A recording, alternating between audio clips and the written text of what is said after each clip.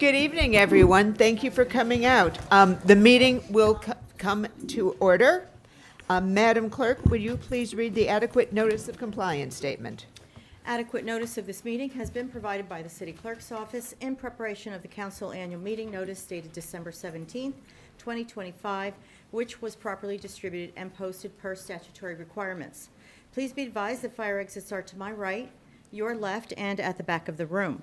The city has a listening system to assist the hearing impaired. If anyone needs hearing assistance, please obtain the system at the dais and return it thereafter. Thank you. Would you please call the roll? Mr. Boyer. Present. Mr. Christofoli. Present. Ms. Kalmanson. Here. Ms. Landman. Here. Ms. Lasaracina. Here. Mr. Pulaski. Here. President Toth. Here. Officer Correa, would you please lead us in the Pledge of Allegiance?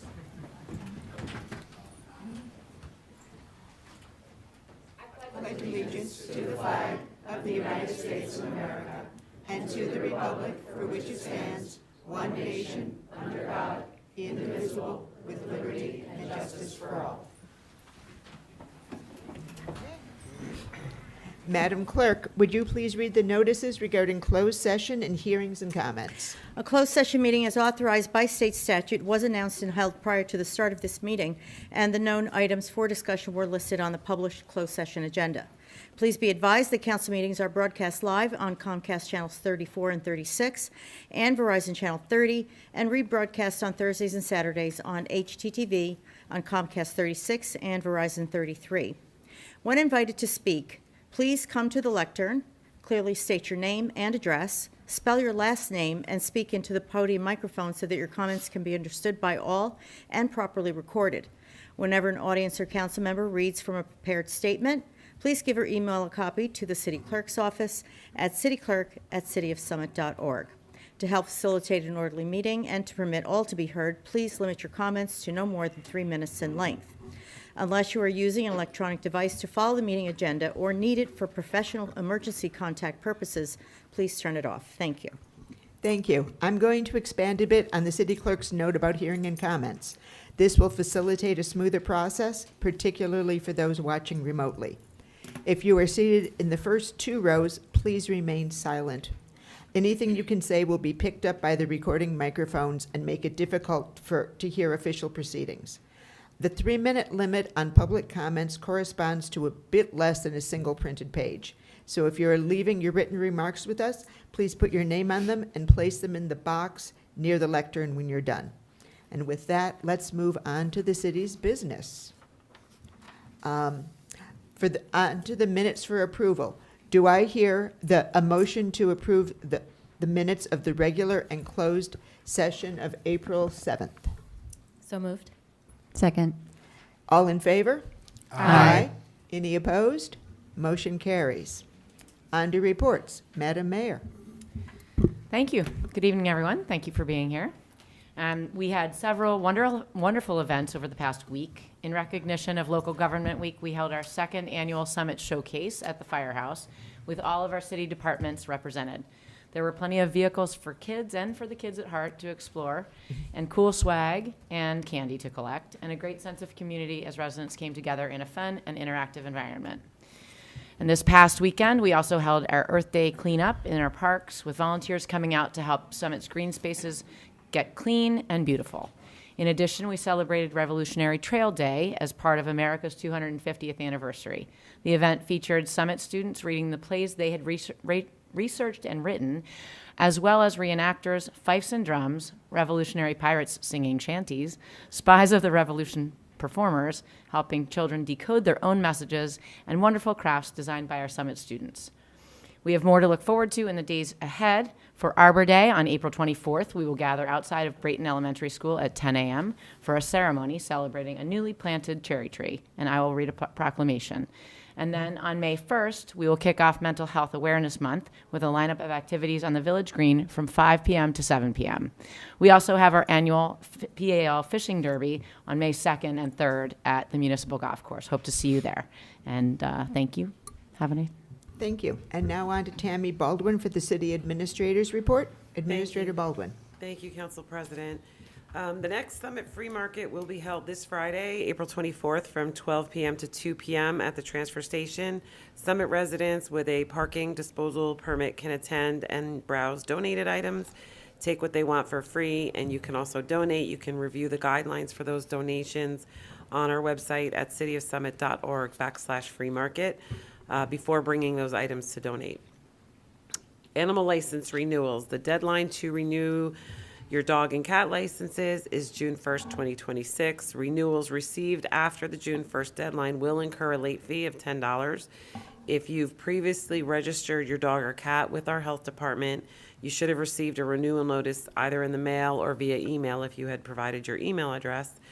Renewal information is also available at the city website at cityofsummit.org/animal license. And lastly, a friendly reminder that our budget hearing will be held at our next council meeting on Tuesday, May 5th. We have several documents that are posted on the city website at cityofsummit.org/budget that you can review before the hearing, including my presentation that was given at the last meeting from the introduction on April 7th, and our annual budget snapshot document was recently mailed out to all residents. It's also on the website, but you should have received it at home, and it gives you an overview of the 2026 budget in a more condensed version. And that concludes my report. Thank you. I want to remind people that our second listening session in April is going to be next Monday at the Community Center from 7 to 9. It's at the Youth Lounge. And I'll be having my regular office hours next Monday as well from 3 to 5 in the conference room right outside. I have a few updates on some of the work the city's done to begin implementing the Round 4 Affordable Housing Settlement Agreement that was entered into last year. The city is working with the Housing Authority to determine the requirements to hire a consultant who will help them apply for additional funds to facilitate all of the rehabilitation that's needed to go on there. We're working with Our House to develop a concept plan for a 4-bedroom home to be built on Springfield Avenue below the paddle courts. And the planning board has approved a project to be built across the street from Little Kings on that abandoned garage on Old Springfield Avenue. That's going to supply 1 unit of affordable housing. And finally, this isn't quite council, but the vote by mail ballots for the June 2nd primary are coming out this week. And with the closing of the Chestnut Street parking lot, our resourceful city clerk has moved the vote by mail drop box to the community center. It's on the Morris Court side of the community center to the right of the main doors. Look for it there. That is by far the best way to return a vote by mail ballot. In the past year, the post office has changed its rules about postmarking and the dates for postmarking. So if you or a family member must return a vote by mail ballot in the mail, please be sure that it's mailed by Memorial Day to get there in time. Thank you. And let's move on to our historical minute. Councilmember Pulowski. Thank you very much. So for our historical minutes, we like to try to find students to come and speak. It gives them a great opportunity. But sometimes, there's just something very compelling about having folks who lived the history come and report on that history. And so tonight, we're going to hear about the history of Summit Lacrosse Club from Leo Paitis, who is a Summit High School class of 1981 and a Summit High School Athletic Hall of Famer, along with Karen Abate, who is a Summit High School class of 1986 and also a Summit High School Athletic Hall of Famer. Both were members of Summit's first boys and girls state championship teams, respectively, and both came back to Summit to raise their families. We thank them for coming tonight, and I'm excited for their presentation. Sounds like we're not students any longer, so everybody, I think we both did graduate. So, thank you, council. Pleasure to be here. Before we kind of get started, I wanted, on behalf of the club, to kind of recognize a member of the community who recently passed away. They had a great function for Gil Oren at the Elks Club. Gil was a longtime member of the community, grew up in Summit, part of the fabric of the community. His dedication, service was really second to none. So on behalf of the club, we just want to sort of recognize that before we dove into this. As I said, do you guys need our address and spelling of our last name and that kind of stuff? No, We're good, right? We're good. We're good, okay, I'll kick you off then.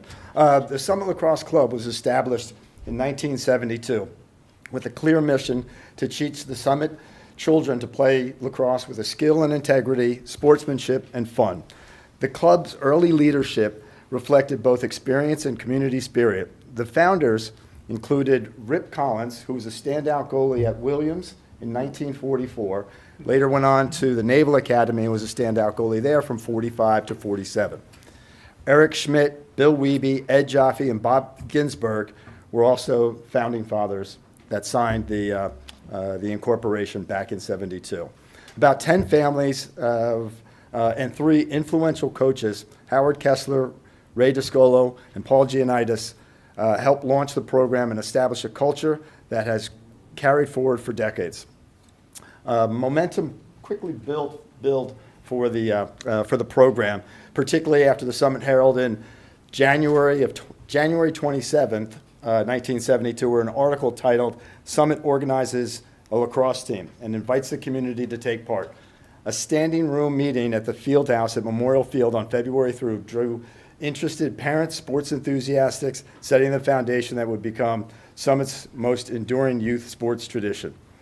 Initially open to Summit resident boys between the grades of 8 and 12, regardless of their school, the club's inaugural class featured only 5 games and even a memorable first contest against the Navy Academy plebes down in Annapolis.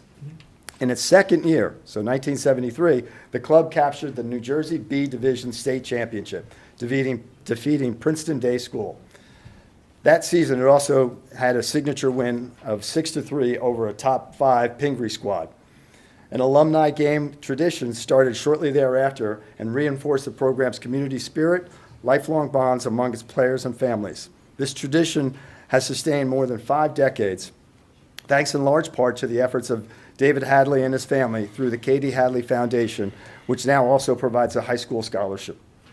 From the onset, the club was aimed to seed the high school varsity boys program, which it successfully did in 1975. Then, the club focused on servicing just the 7th, 8th, and 9th grade boys at that time, which, by the way, was our class of 1975 that went on later to, as Bob pointed out, win a state championship too. And we were playing lacrosse, and it's the first time we started playing lacrosse together at Lincoln School. Over the enthusiasm and participation, the growth not only here in Summit, but also around the state. And in 1987, the boys program expanded to include the 4th, 5th, and 6th grade. And the club's volunteer governance followed a steady stream of cadence, and often with an 8th grade father basically becoming the president of the club for that year and then handing it down to the next group. In 1990s marked a period of formalization and even more rapid growth. 1992, Brett Hare, Peter Cordray, and myself took on the lacrosse club's board of responsibilities on the boys' side, which continued in part over the following 20 years. Overseeing the program's initially 60 boys in the program from grades 4 through 6 and expansion to include the grades 1 through 3, and championed the installation of the turf fields that was really spearheaded by Kevin Gardner. And then Karen's going to kind of give you a little bit more history on the girls program as it started. My name is Karen Everling-Abate. I wanted to mention my maiden name because it actually has something to do with the history of the program. In February 1981, 4 parents of girls in Summit met to figure out how to initiate a girls lacrosse club in town.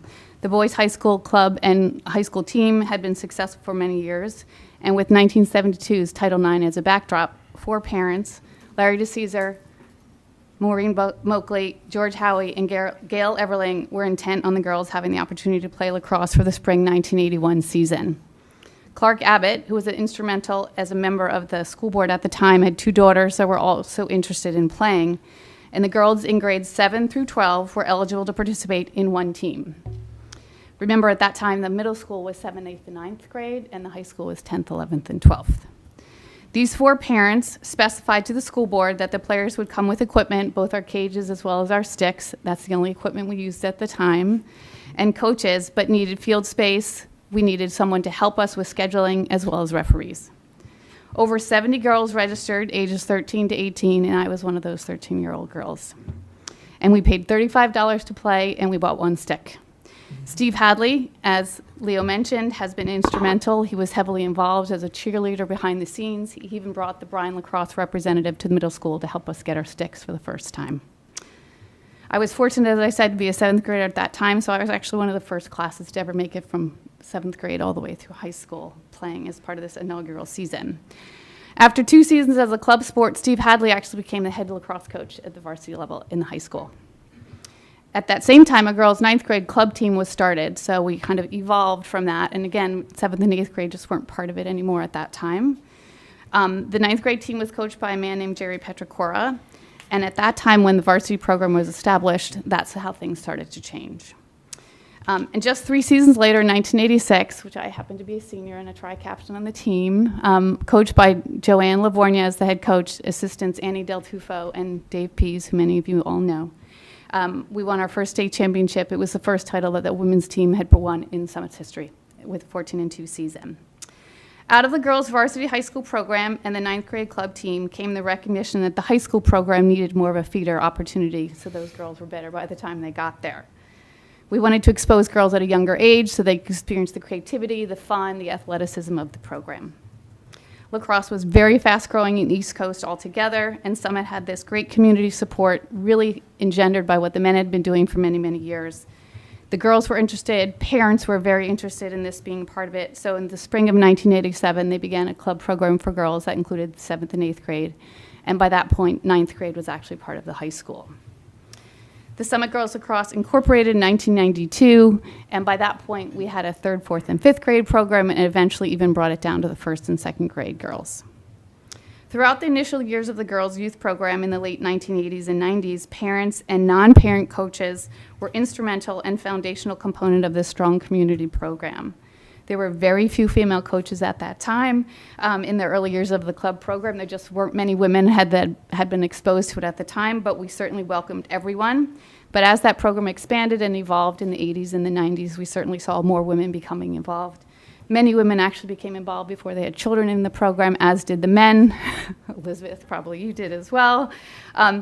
And as we welcomed everyone. Our only request, which is if anyone knows men's and women's lacrosse, is that men were required as coaches to use a female stick. Which I learned how to play with.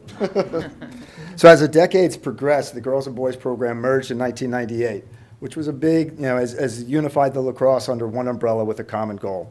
It helped coordinate the resources and scheduling.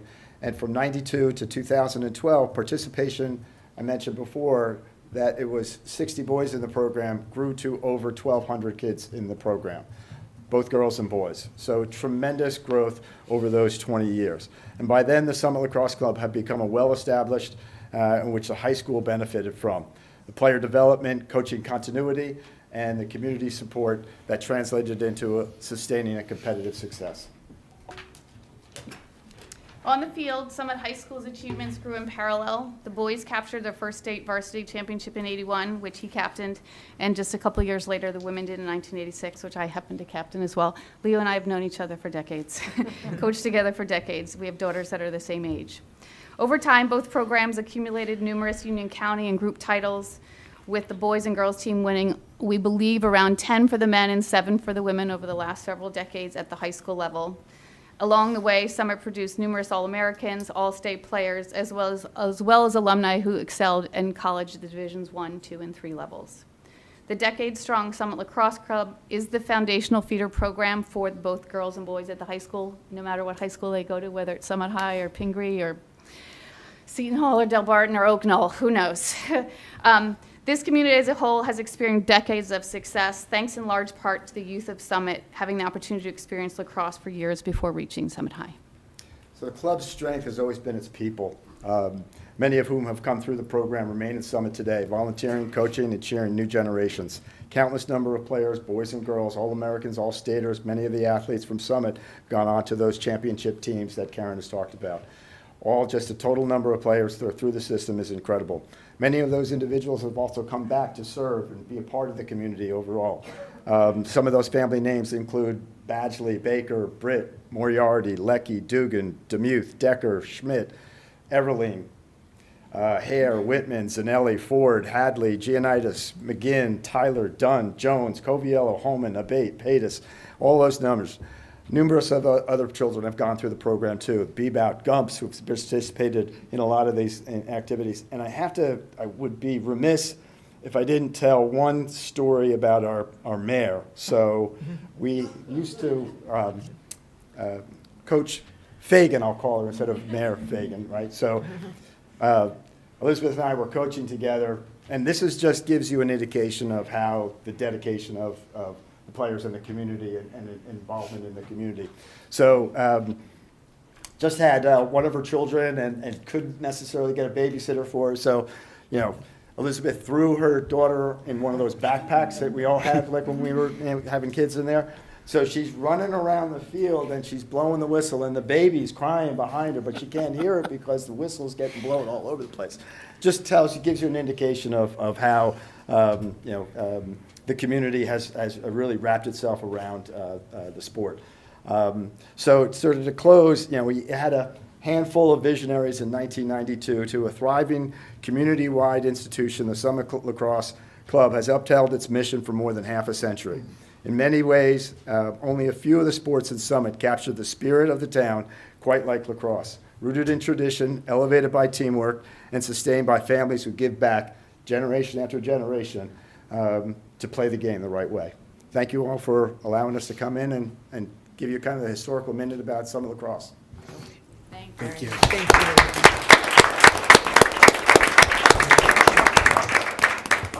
Now we have a couple of presentations from our police department. Chief Peters.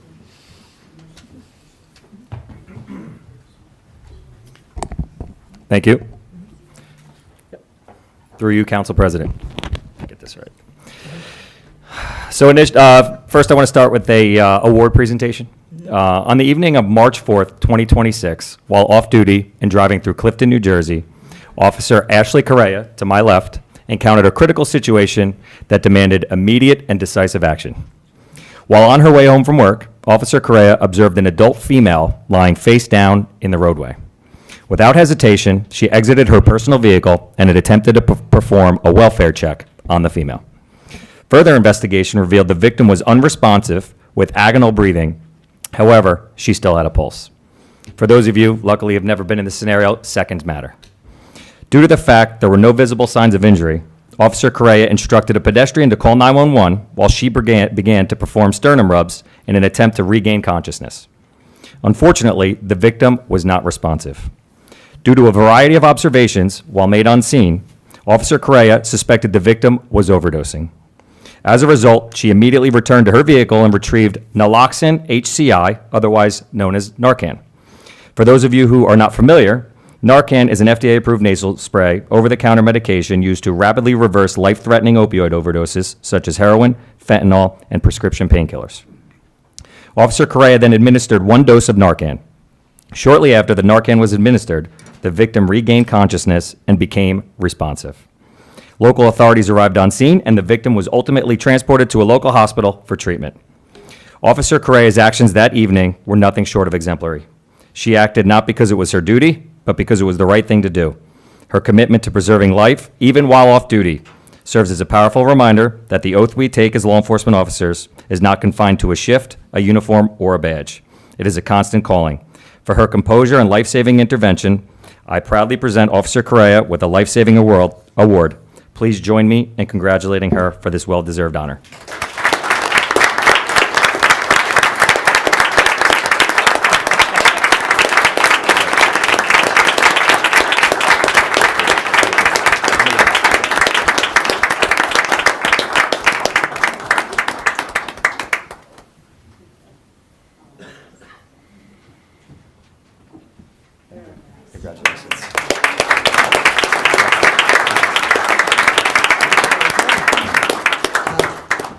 Thank you for that. I've certainly heard Officer Correa's fellow officers tell admiring stories about her work in the field, and now we have another story to tell. That's correct. She's doing great. She just got reassigned to the Traffic Bureau. Okay. Somewhat unprecedented for the amount of time she's had on to be in a specialized unit, which is great. Okay. I think I'm up next for the You quarterly are- statistics. Now you are up for crime statistics, Chief. A lot of police action tonight. All right. Okay. So I'm going to lead with my opening UCR statistics disclaimer. Considerations for UCR, Uniform Crime Report Statistics. They are imperfect, simply taking a snapshot of a moment in time. So CFS codes, for those of you guys who don't know, I think council knows and has probably heard this a few times. CFS codes are originally created when somebody calls dispatch center. So dispatch will identify what type of call for service the person is requesting and put in a CFS code. That being said, there's initial CFS code and then also an actual CFS code, which is done by the officer once they complete the call for service. For example, you might get a 911 hang-up. When we get there, could be a domestic dispute, which ultimately results in obviously that type of investigation. If you guys want to go, you go ahead. Ashley, you want to take the camera? Hang around for this. You did a great job, kid.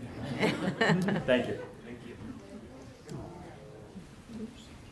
You guys too. I mean, I don't know. All right, go ahead. Okay. So then obviously once the officer goes there, investigates the matter, CFS codes can change. That being said, sometimes CFS codes are imperfect. Statistics are counted based on initial reports and allegations until proven otherwise. Also, we often encounter initial allegations with no further cooperation from victims, resulting in a case being closed by exceptional means, which means we can't prove or disprove an incident took place. However, because an initial report was made, the statistic still counts for the Uniform Crime Report data. CFS codes always reflect the most severe criminal activity. For example, a stolen car might seem as the most important high-level crime. However, if it was a result of a burglary to a house, the burglary would be the UCR statistic that we have to report, or which would show up in my report. So then we have to keep subsequent lists to make sure that we have accurate reporting. Sometimes there's a delay in reporting, which we often find with sexual assault allegations. For example, if someone reports a sexual assault in 2026 that occurred in 2024, that statistic actually would show up in the wrong reporting year based on our stats. And lastly, in 2025, the Summit Police Department handled 52,478 calls for service. While we have checks and balances in place to ensure proper reporting in CFS codes, there are times where CFS codes unfortunately do not accurately reflect the final disposition of the call. With all that said, let's dive into it. So first quarter statistics, I went back 4 years compared to get a true comparison. So the first column we have here is violent crime. So that would be made up of homicides, which we had 0. It's also made up of aggravated assaults, which we had 3, attempted rapes and rapes, which we had 2, and robberies, which we had 0. So in comparison to the previous years, it's hard to say. We went through this on the annual statistics. We do have healthcare facilities that have a duty to report any allegations of rape.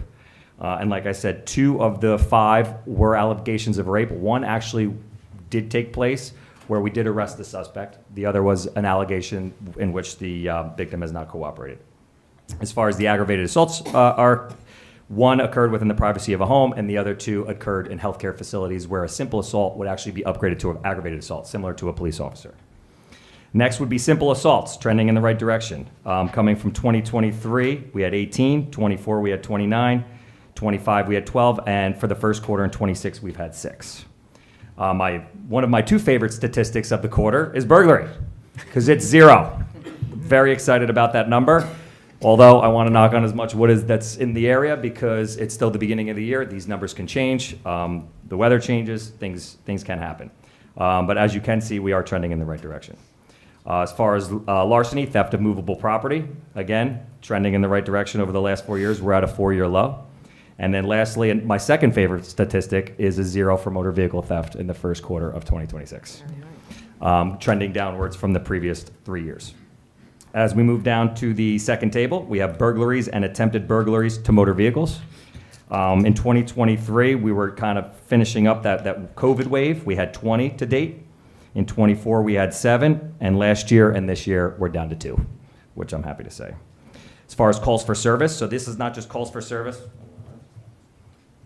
This is not just calls for service that are generated by civilians calling in dispatch. This is also self-generated calls for service. So every time our officers check a school, check a park, check a business, make a motor vehicle stop, that they document that through a case number. So if you look at our calls for service, they are going up. 12,036 back in 23, up to 13,504 in 24, 13,959, and then in 2026 we crossed the 14,000 marker for first quarter at 14,311. I gotta make these the font a little bigger. I apologize. Either that or we need bigger television. As far as traffic enforcement, again, motor vehicle stops, they are trending upwards. The officers are out there. They're stopping cars. For the most part, you'll see when we get down into the summonses, we're not out there to hammer the general public, right? For the most part, we try to educate. So we did have 2,317 stops in comparison to 2,163, 1,433, and 1,611 over the previous 3 years. Moving summonses are up, but so are motor vehicle stops. So with 555 moving summonses this year compared to 473, 427, and 353 back in 2023. Parking summonses are down a little bit from last year, but up from the previous 2 years. So that not only includes illegal parking uptown, in addition to the 2-hour parking that we also enforce, we do overnight parking as well. Obviously, anybody who lives in town knows that you can't park on the streets overnight between the hours of 2:30 and 5. Total summonses, again, over the last 4 years, we are trending up at 1,392. I threw this last table in. I haven't presented this yet, but I think it is important, based on the work that we do, is crash data. So motor vehicle crashes are trending upwards, especially for minor motor vehicle accidents. That's where nobody's injured. It's more of a fender bender. It's a parking lot. It's not something where somebody ran a red light, car got flipped over, airbag deployments.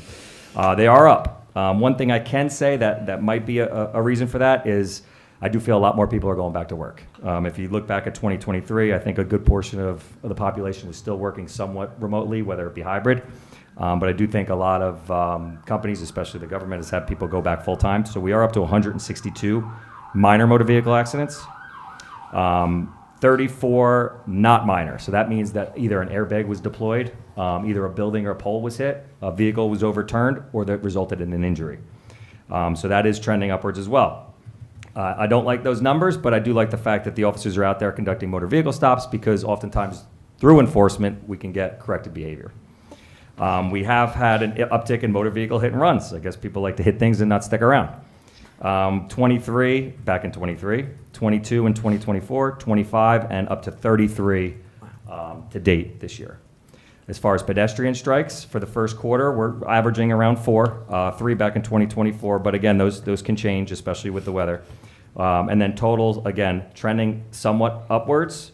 Not a number that I like to see, but I would like to think that there are more people on the road, more people traveling, and that's unfortunately kind of a byproduct of that. So, to Councilman Boyer, that's my story. I'm sticking to it. And if you guys have any questions, I'd be happy to take them. Well, thank you. Let's see, do we have any questions from members of the public? Means I covered Questions from everything. members of council. Councilman Boyer, you do look ready to pounce. Thank you, Council President. I'm surprised the public didn't come up and ask the chief a bunch of questions. Y'all had the opportunity. So, Chief, are we fully staffed? I know that's a tough question because We are fully staffed, just shy of one officer. Officer Valerie just got brought on last month, so there's a 13-week field training officer program. So he's in the midst of that. So he technically doesn't count yet because he's still with a field training officer for the next 2 months. How many officers does that mean? 52, including Detective Freeman, who's on loan to the state PBA. Yes. Okay. Now, these are tremendous stats. But the public should probably know, though, that because I see the officers out there, that this stuff is still going on, right? Correct. So we have, I was actually going to run those numbers. We've been in quite a few pursuits the last 6 to 12 months. Weekly basis, we are getting in motor vehicle pursuits. We've invested in technology which allows us to understand when these people are coming into the town. In a proactive measure, we try to flood those areas and get them out, and our officers are pursuing vehicles. We pretty much take them out to 78. Not looking to hurt anybody, just get them out of our town. But just to let them know, we're holding the line. That 24 corridor, or the Diamond Hill exit off 78 are typically the ways in which they come into town. And our officers are flooding those areas, making sure that we have a presence, we're being seen. I'd like to say I could solve all the world's problems, but I just really, at the end of the day, we're trying to divert them away from Summit. If they know every time they come up here, they're met with some type of police resistance, maybe they just go somewhere else. So Yes. That's the plan of attack. Our officers are more persistent than the criminals, and that's how we need to be. I just want to let the public know, in 2023, we made a serious investment to hire 4 new officers. And, we always say, where's your tax money going? I mean, this is a perfect example of where your tax money is going. 0 burglaries, 0 motor vehicle thefts. What a tremendous, tremendous move. And, I love the job that the police department is doing. There's a lot of young officers, and keep up the good work. Thank you. Thank you, appreciate it. Any other questions? Yes, Councilmember Pulaski. So, not to repeat anything that Jamel said, I just want to thank you and your officers for your incredible work. I think these numbers demonstrate what a great job you guys are doing. And I also want to thank you for using the proper nomenclature in referring to our business district as Uptown. That's right. Anyone else? I'm going to ask the question I always ask, which is how do we look in comparison to our peer and surrounding communities? So I would like to say, I haven't looked at the stats of Milburn, Chatham, the immediate surrounding communities. I do know crime overall, regionally, has trended downwards, which is a great sign for all of us. But like I did say previously, they're still out there. There are cars still being stolen. There are pursuits that are happening, and it's our job to hold the line. To be out there, be present, and our officers are doing it. To Councilman Pulaski and Councilman Boyer's comments, young, very motivated group. Learning curve is steep, but they're hanging on, and they're doing a great job. And I really appreciate them. But they're the ones that are out there in the middle of the night, not me. I can promise you that. But I really commend the work that they're doing, especially our detective bureau as well. They've been doing a great job with all the follow-ups, working regionally with all of our shared partners to making sure that any crimes that do occur get a good disposition. Thank you very much. Appreciate you guys. Thank you so much. Okay. Thank you, Chief. Thank you.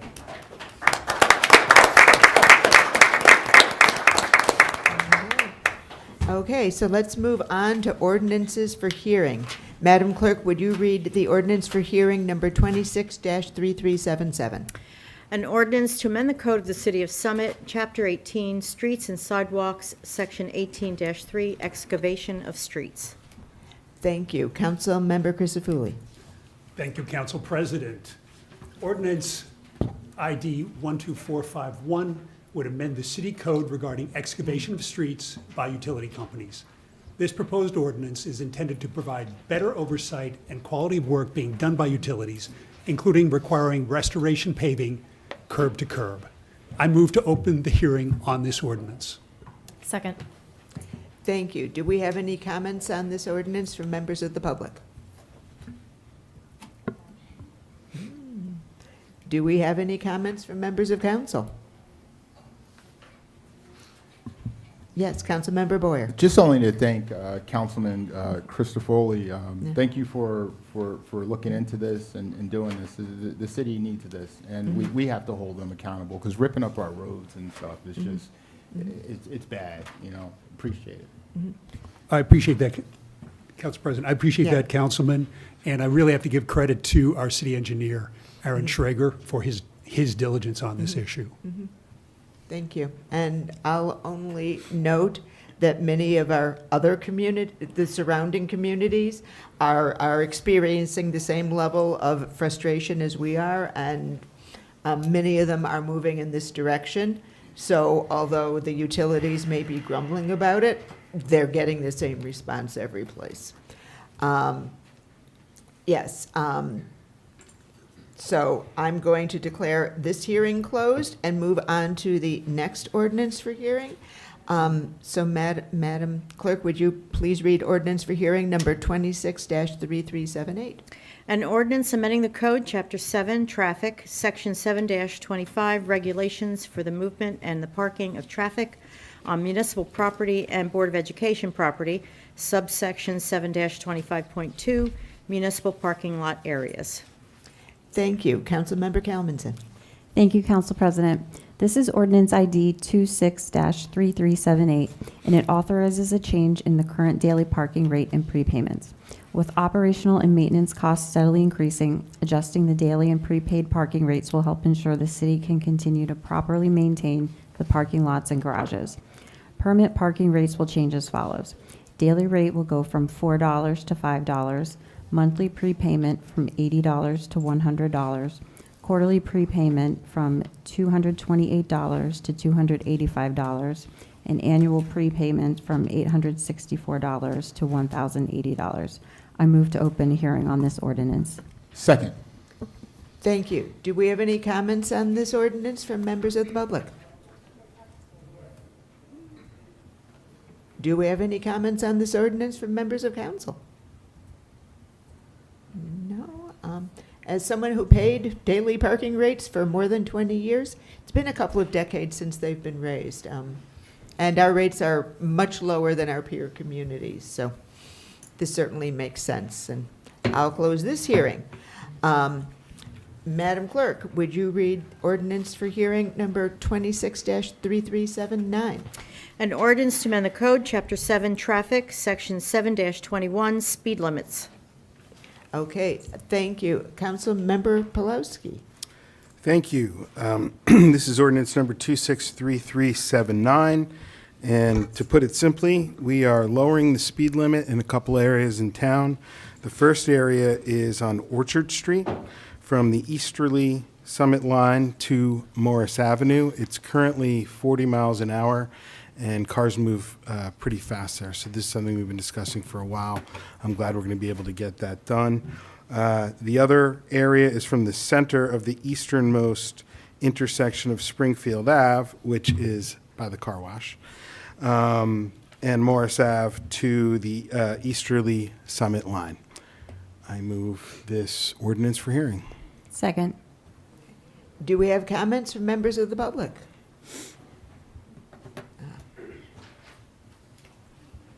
Good evening. Could you start with your name, where you live? Paul Cianciulli, Yes. Orchard Street.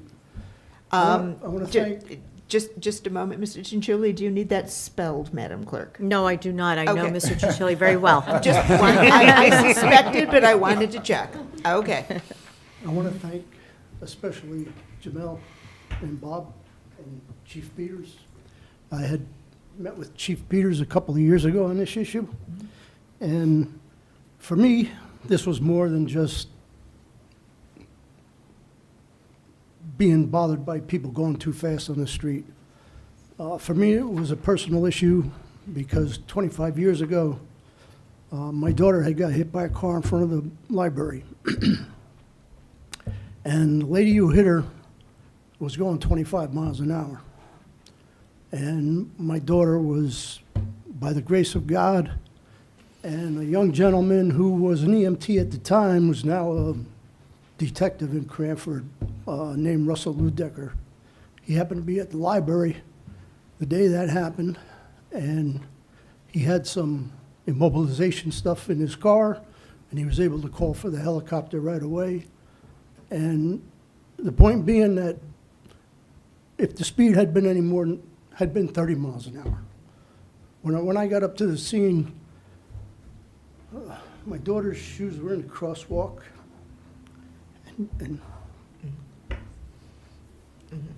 and she was,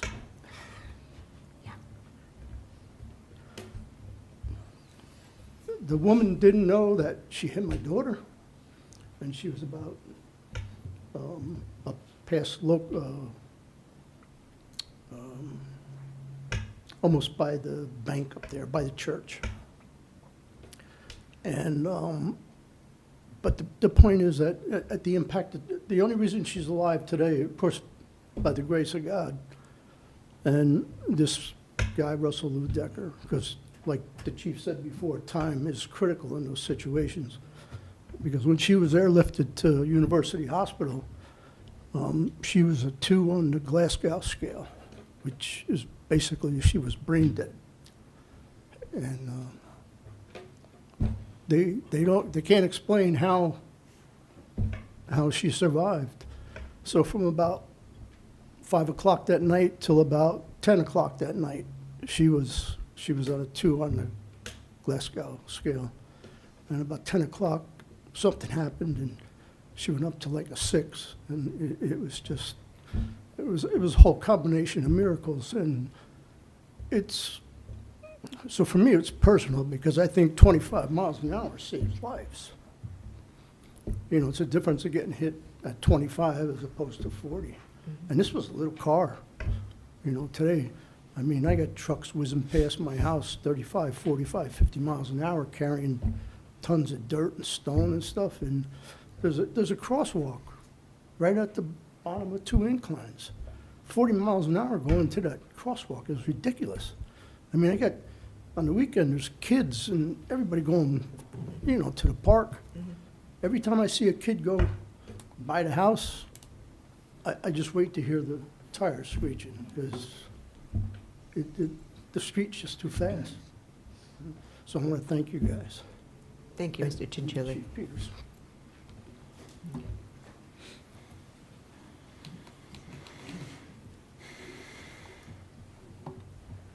Wow, thank you. I want to thank everybody here for doing this. It's a great move forward. I agree, it is not enough.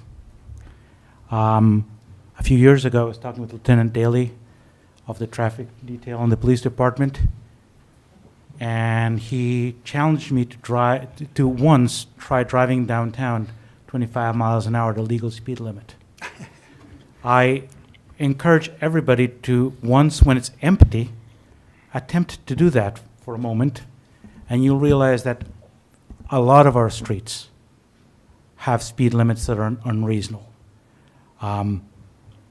I would love this to be the first step to having a city that only has a 25 mile an hour speed limit maximum.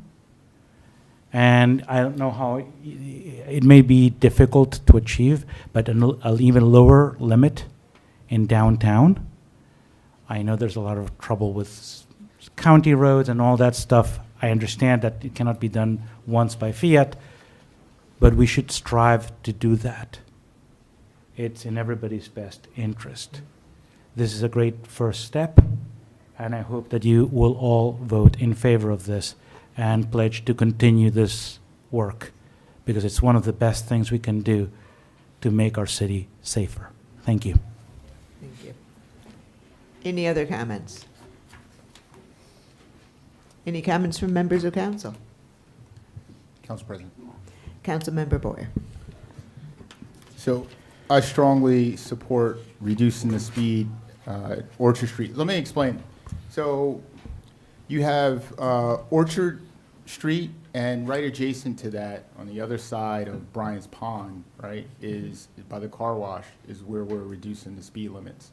I mean, you have a park right there where people have to cross and their children have to cross. And in 2024, I received a couple of complaints about heavy pedestrian use at Bryant Park, documented frequent crossings, driveway conflicts, crashes, people have been hit. So I would really like to see this adopted and install clear signage and have our police actually be able to finally enforce the speeding law. Because when it's that fast, they can't actually give someone a ticket. So now they can for speeding. And, you know, by the way, the story that we just heard, you know, reducing the vehicle speeds from 40 to 25 miles an hour reduces an incident where a pedestrian has a 90% chance of survival as opposed to the 40 mile an hour speed limit. So I truly support this. And Mr. Hoek said something that I just realized. I was driving through Plainfield. My cousin lives in Plainfield. Almost every street in Plainfield, New Jersey, right, there is 25 miles an hour in the back roads. Almost every street is 25 miles an hour. So just something to think about. I know driving slow is kind of difficult, but it really reduces the critical injury to a pedestrian. So, I support this, and I'm glad that we worked on it and finally got the county to do it. So I thank our police department, Police Chief Peters, and our engineer, and the county for agreeing to it. So, thank you. Thank you. Any other comments? Yes, Councilmember Calmanson. Thank you, Council President. Thank you, Mr. Cianciulli. I'm sorry if I got your name wrong. Thank you for sharing that. My heart goes out to you. I'm really glad your daughter's okay. And I'm glad that we were able to get the speed limit reduced. This came up last year. And we said this doesn't make any sense. I'm sorry? Oh, 4 years. Well, I'm glad that I'm really glad that we're able to be voting on this tonight. We said this doesn't make any sense for this to be 40 miles per hour. This is a narrow road. The speed limit actually goes up when you come from Springfield into this more narrow road, and the speed limit goes up. So also want to thank Councilman Boyer, thanks our city engineer, but also, yes, thank you to our city engineer, Aaron Schrager, because he reached out to the county and worked with them to lower these speed limits. So I'm really glad to see this happen tonight. Thank you. Any other comments? No? I'll just add, yes, I'm so thrilled that we're doing this on county roads. And as far as I'm concerned, next up is Glenside Avenue and Broad Street from Ashwood to Route 24. They both need to come down as well. So we'll work on that, and I'll call this hearing closed. So now we get to move on to ordinances for final consideration. Back to you, Madam Clerk, to read the caption for ordinance 26-3377. An ordinance to amend the code of the City of Summit, Chapter 18, Streets and Sidewalks, Section 18-3, Excavation of Streets. Thank you. Councilmember Crisafulli. Thank you, Council President. Having closed the hearing on ordinance 26-3377 just moments ago, I move this ordinance for final adoption. Second. Okay, roll call, Madam Clerk? Mr. Boyer? Aye. Mr. Crisafulli? Aye. Ms. Calmanson? Aye. Ms. Landman? Aye. Ms. Saracena? Aye. Mr. Pulowski? Aye. President Toth. Aye. Okay, Madam Clerk, would you please read the caption for ordinance number 26-3378 for final consideration? Yes. An ordinance amending the code, Chapter 7, Traffic, Section 7-25, Regulations for the movement and the parking of traffic on municipal property and Board of Education property, subsection 7-25.2, Municipal Parking Lot Areas. Thank you. Councilmember Calmanson. Thank you, Council President. Having closed the hearing on ordinance ID 26-3378 moments ago, I move this ordinance for final adoption. Second. Okay, Madam Clerk, the roll call, please. Mr. Boyer? Aye. Mr. Crisafulli? Aye. Ms. Calmanson? Aye. Ms. Landman? Aye. Ms. Saracena? Aye. Mr. Pulowski? Aye. President Toth. Aye. Thank you. Madam Clerk, would you please read the caption for ordinance number 26-3379 for final consideration? An ordinance to amend the code, Chapter 7, Traffic, Section 7-21, Speed Limits. Thank you. Councilmember Pulowski. Thank you. And Dan, I loved your intro to that. I wrote it down, so it's nice and crisp. And having closed the hearing on ordinance 26-3379, I move this ordinance for adoption. Second. Madam Clerk. Mr. Boyer? Aye. Mr. Crisafulli? Aye. Ms. Calmanson? Aye. Ms. Landman? Aye. Ms. Saracena? Aye. Mr. Pulowski? Aye. President Toth. Aye. Okay, that concludes the ordinances we're passing tonight. We're going to move on to ordinances for introduction. So, Madam Clerk, would you please read ordinance for introduction ID 12515? An ordinance authorizing the temporary closure of Maple Street pursuant to NJSA 40:67-16.9 in the City of Summit, County of Union, New Jersey. Thank you. Councilmember Crisafulli. Thank you, Council President. Ordinance ID 12515 would open a section of Maple Street in downtown Summit for community use during our school summer vacation period this year. Please note that the start date has been changed to June 18th to reflect the last day of school, which was extended due to a snow day.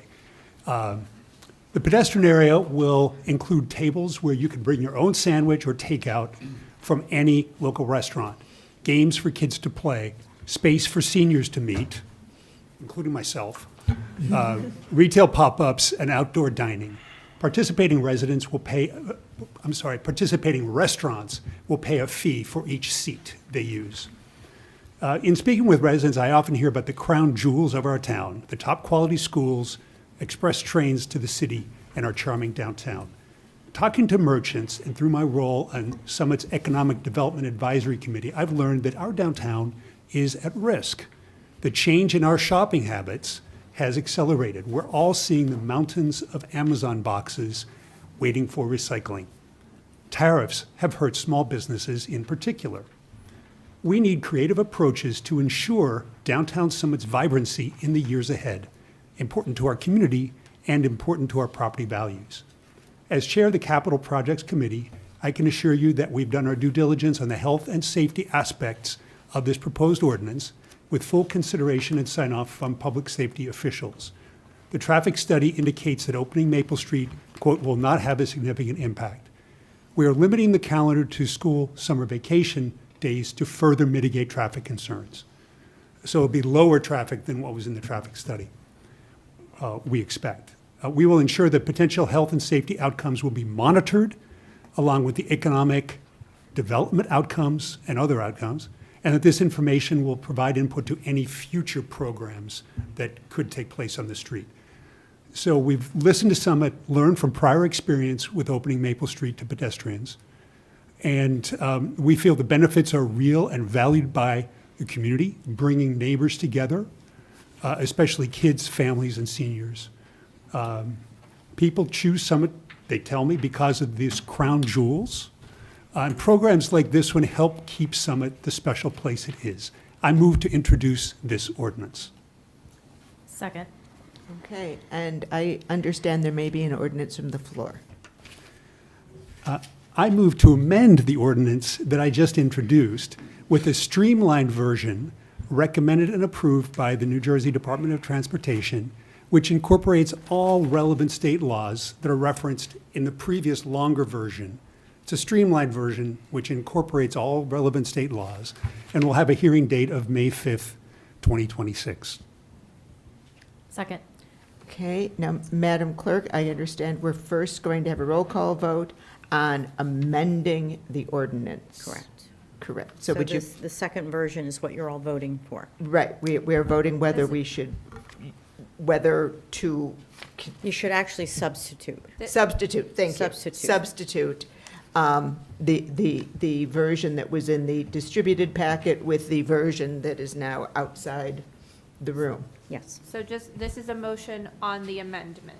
Right, And then if the motion on the amendment passes, then you do a vote on the introduction of the amended version. If the amendment fails, then it'll be a vote on the original version. correct. Okay. Thank you. Okay. I'll proceed.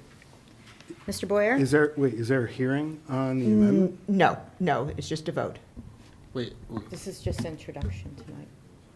we can't comment on the amendments to the,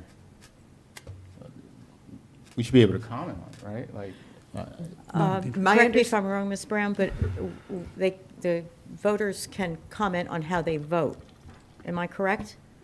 In making your vote, you can explain why you're voting one way or another on the amendment, but since this is just an introduction, I don't believe the Common Council traditionally does comments on an introduction. We do not. It's akin to a motion to table. can I ask the city solicitor one more question, please? Yes, Councilmember Boyer. If I need to vote on approving the motion, and I want to do a nay vote, right? I should be able to explain why I'm voting against it or for it. Yes, you can explain why you're voting one way or the other. Okay. Yeah. And this vote is just on the whether to amend. The substitute Yes. ordinance, Yes. correct? Okay. Whether to substitute, yes. Okay, may I proceed? Please do. Mr. Boyer? So I would like to explain why I'm not in support of this. First of all, I just got the traffic study last night, and my understanding in talking to Councilman Pulaski is that this didn't go through the safety committee. And if it didn't go through the safety committee, I don't know how we can say that all of our public safety officials signed off on it. I am not going to be a hypocrite because I've done this last year where we amended stuff on, during council meetings. But what I will say is that I've never brought anything out in public that wasn't vetted by the safety committee first.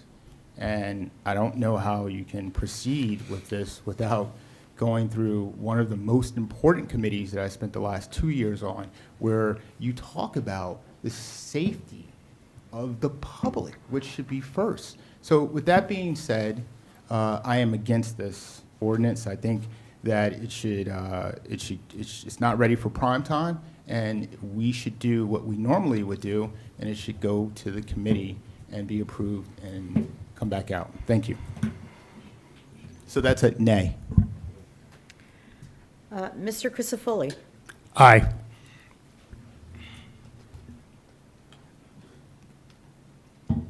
Ms. Kalmanson? Aye. Ms. Landman? Aye. Ms. Saracena? Aye. Mr. Pulaski? So I'm with Jamel on this one.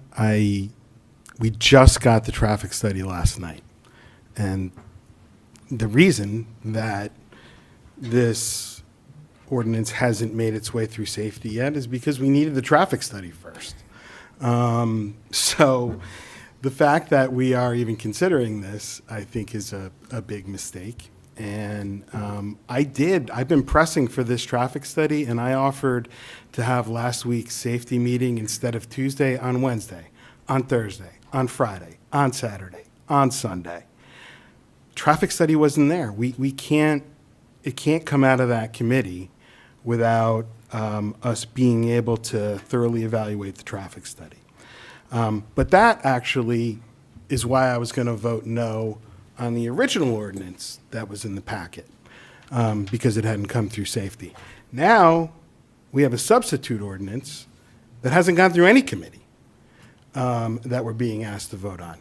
And the original ordinance looked kind of similar to this until it was heavily edited as it made its way through the two committees that the original ordinance did make its way through.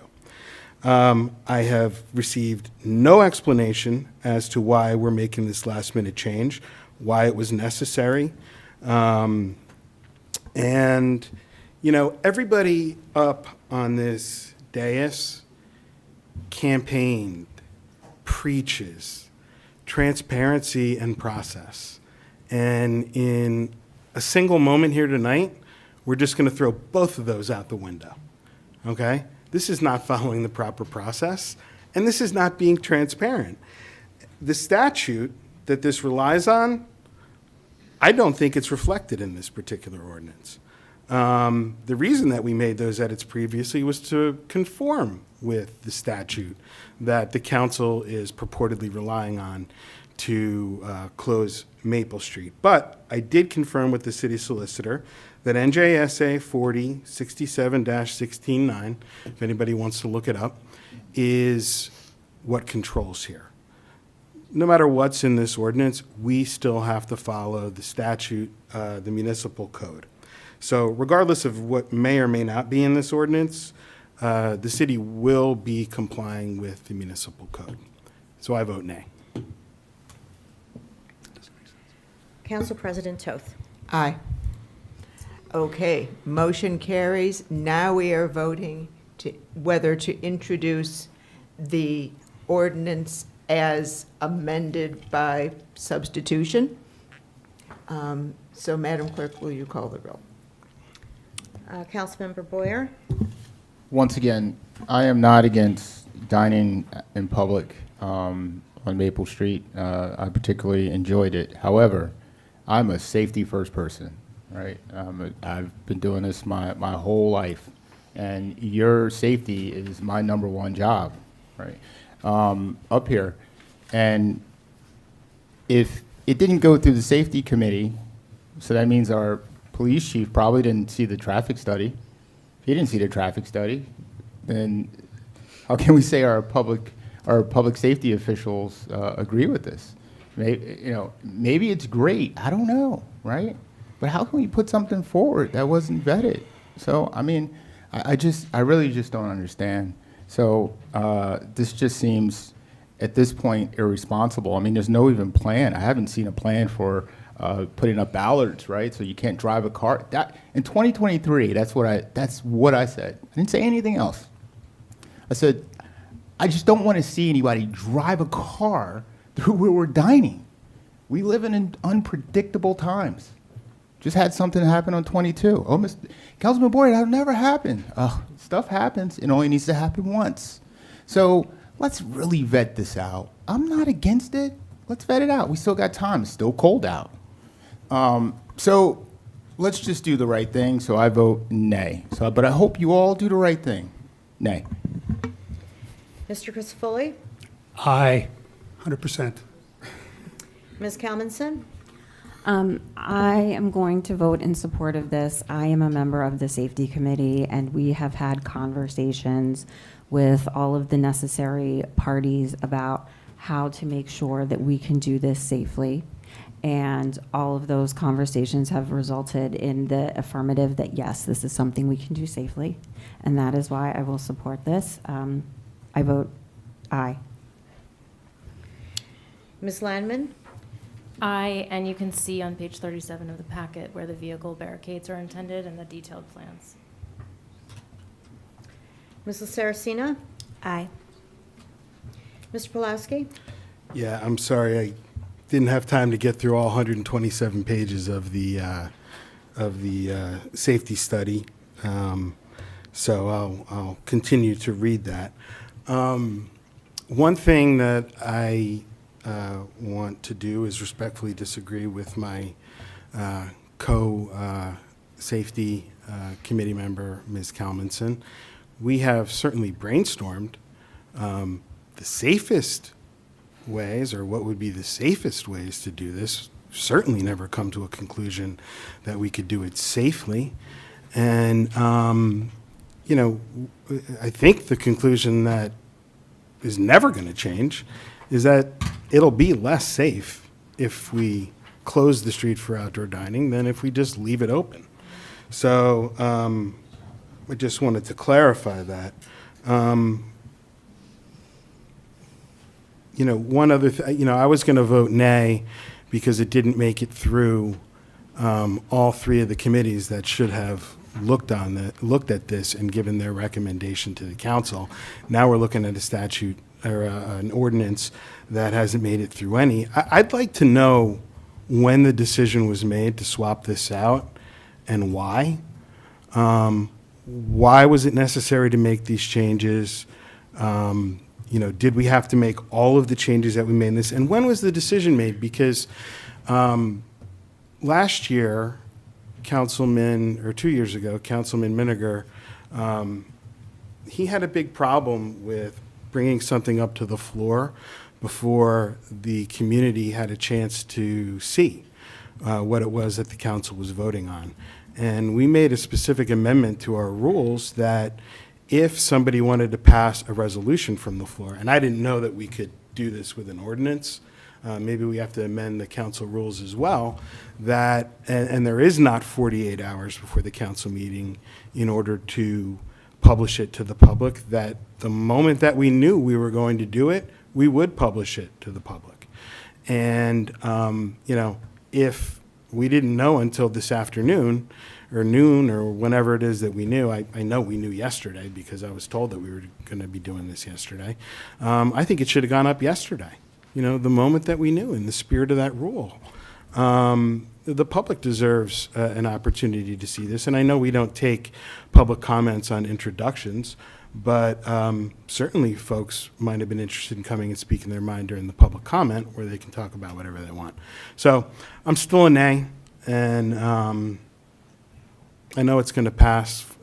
People on the council here have been myopically driven to close this street for outdoor dining for some reason that I can't fathom, but I'm a nay. Council President Toth. Aye. Motion carries. Let's move on to. Can we just announce when the hearing will be? Thank you. As Yes, amended? Yes, as amended, the hearing on this will be May 5th, 2 weeks out, as is typical for ordinances. Thank you for that. Okay. And we're going to move on to resolutions. Excuse me? I'm sorry, Council President.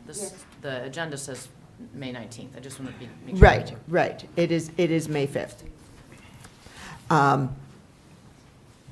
We're going to move to resolutions, beginning with finance. Sorry, Councilmember Landman. Thank you, Council President. Resolution ID number 12498. This resolution states that the Common Council concurs with the Board of School estimate on the taxes to be collected for the school year 2026 to 2027, which totals $79,873,363. As a member of both the Board of School estimate and the chair of this Council Finance Committee, I believe the tax levy is appropriate, and I move to adopt this resolution. Second. Okay. Do we have any comments from members of the public?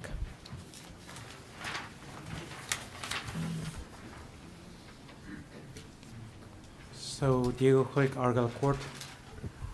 I recognize the fact that you're not voting on the content of the budget, but let's stipulate that this meeting is watched by a lot more people than the Board of Education meeting. And I wanted to bring up to everybody's attention in Summit the fact that we have significantly curtailed the money allocated to English as a second language education in a community that has a very significant immigrant population. My own children were great beneficiaries of the phenomenal ESL education we have here in Summit. And honestly, I don't understand how we can look at continuously improving our athletic facilities while we defund English as a second language education. So I recognize that there's nothing you guys can do about it, but I'm just speaking about it in this forum to raise awareness of this issue. Thank you very much. Thank you. Do we have any other comments from the public? Do we have comments from members on council? Okay. Let's move to a vote. Is this a roll call? No. It is not. Okay. All in favor? Aye. Any opposed? Motion carries. The resolution that is listed as third on law and labor actually belongs to finance. And I understand that Ms. LaSaracina is going to introduce this resolution. Thank you, Council President. Yes, Resolution ID 12512 relates to Council's authorization of a settlement agreement with a city employee. It is captioned a settlement agreement, but to clarify, there were no claims brought by this individual against the city. It's just the city's standard operating procedure to ensure a smooth transition, both with respect to the function and for this individual moving to their next professional opportunity. We had the opportunity to discuss in closed session. As a result of this particular individual's departure, there is a resultant role elimination, which impacts the city budget, which is why it has been moved from law and labor to finance. I move that we adopt this resolution. Second. Do we have any comments from members of the public? Any comments from members of council? All in favor? Aye. Any opposed? Motion carries.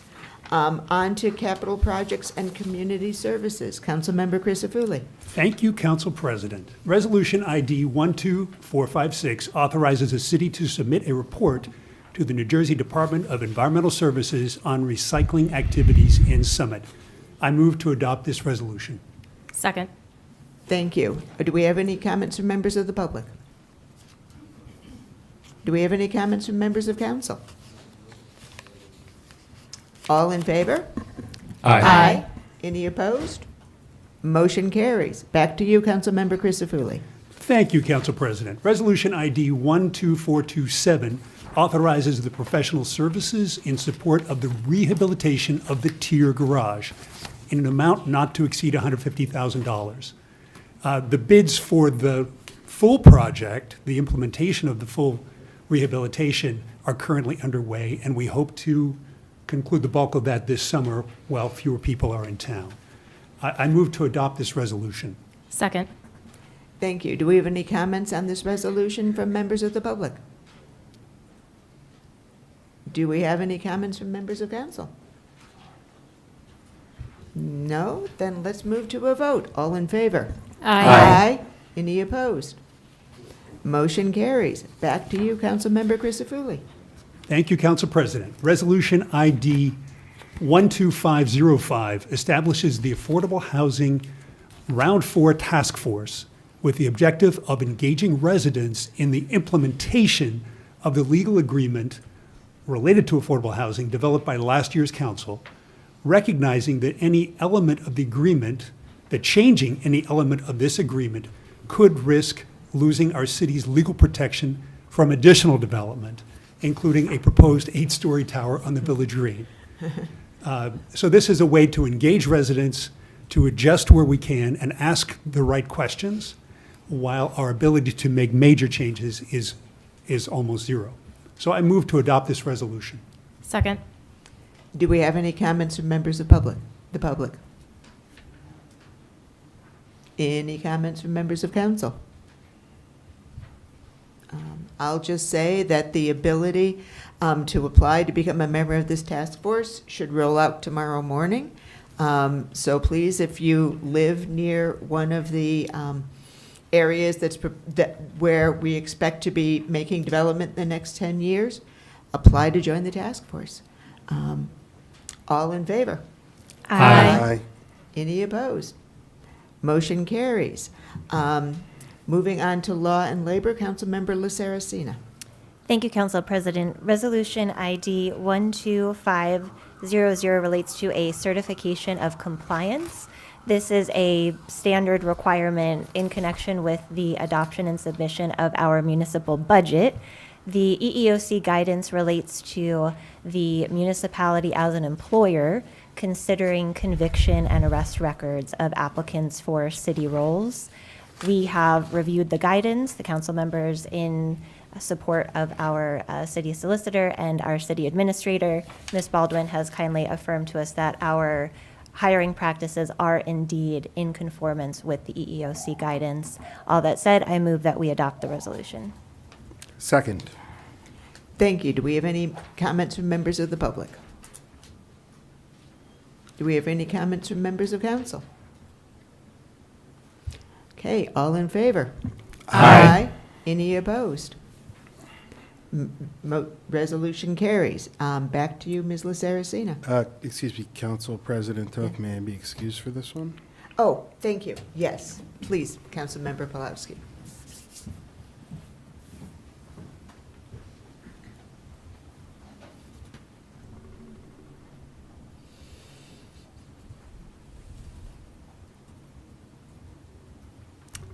Okay, Ms. LaSaracina. Thank you, Council President. Councilman Pulowski is a practicing attorney at a law firm. His law firm represents one of the parties involved in this litigation by firm policy, and to avoid the appearance of a conflict of interest, Councilman Pulowski has recused himself from all matters related to Resolution ID 12506, which is a resolution authorizing the execution of a settlement agreement with Broad Street West Managers 1, LLC. The pending approval of this settlement agreement will bring this litigation to full resolution in satisfaction of all the parties. And I am hopeful it will be adopted. I look forward to removing this matter from the city's docket and looking ahead to the future. That said, I move this resolution for adoption. Second. Okay. Do we have any comments from members of the public? Do we have any comments from members of council? Council President, Yes, Councilmember Boyer. only to say that I am also so happy to move forward, that the city is moving forward from this litigation that has been, is it 4 or 5 years now?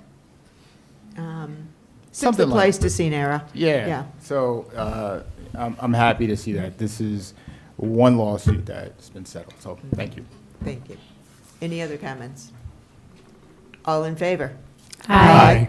Opposed? Motion carries. Councilmember Pulowski, I think Mr. Chinchulli is telling him he can return.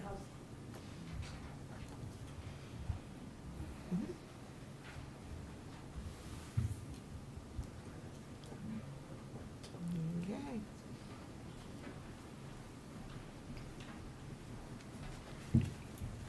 Okay, thank you. Do we have a motion to approve our consent agenda? So moved. Second. Does any member of the public wish to comment on the consent agenda? No? Does any member of council wish to comment on the consent agenda? Council President. Yes, Councilmember Christofouli. Thank you, Council President. I would just comment on the Arbor Day festivities. It sounds like some historical artifact from a bygone era. What is an arbor anyway? But I'd like to reflect that it's actually very important. It's celebrating our trees, our green canopy here in Summit that helps absorb all that stormwater runoff, and it keeps our streets and homes cooler. And I think it should be one of our top priorities for those reasons, and it shouldn't be just viewed as a musty, fusty old relic. Thank you. Any other comments? Okay, all in favor? Aye. Any opposed? Motion carries. And thank you to our city staff. We appreciate that you're here. You are free to leave. And let us move on to public comments. As we begin public comment, we ask that the residents of Summit step forward to speak first. We value input from everyone, and of course, any member of the public is welcome to speak. We simply ask for your courtesy in allowing our local neighbors to lead the public discussion. Again, I'll remind you, 3 minutes on public comments.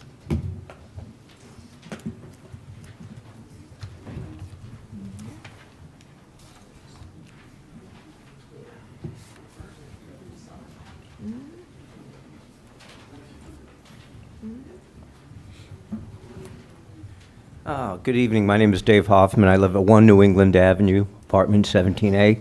For those of you who don't know where that is, it's across from the Summit Playhouse in a group of apartments called Manley Court. And we're very manly at the Manley Court. But we have an issue of parking. I know we've addressed that before.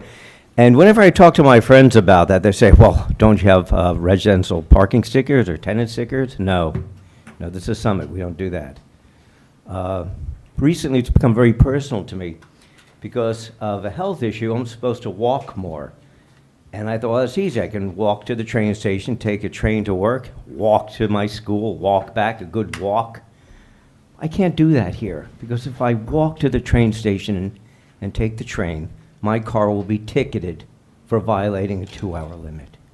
And there's really not much I can do about it. And when I tell people about it, they say, well, of course, use the parking sticker. There isn't a parking sticker. So I'm told that there might be, and I just want to put my 2 cents in that I hope that the issue can be resolved. I know that a few of you are meeting with some of the residents for a manly discussion, and I look forward to hearing the results. Thank you for letting me speak. Bye-bye. Thank you, Mr. Hoffman.